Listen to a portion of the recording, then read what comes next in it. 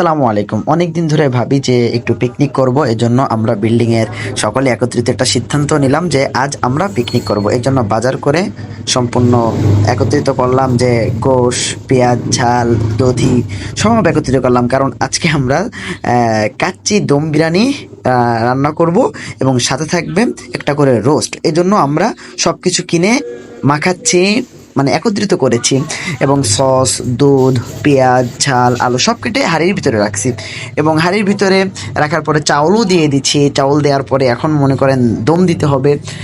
এজন্য চারিপাশে, হাঁড়ির চারিপাশে আমরা আটা দিয়ে গেঁথে দিয়েছি যাতে করে দম না বের হয়। এরপরে আমরা চুলোর উপরে দিয়ে দিলাম যাতে করে বেশি বেশি দম নিতে পারে।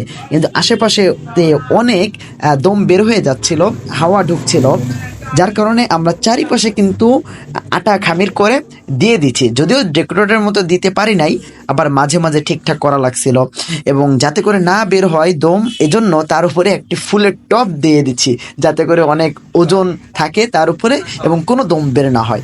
তার ভিতরে কিন্তু সব মশলা একত্রিত করে দেওয়া হয়ে গেছে।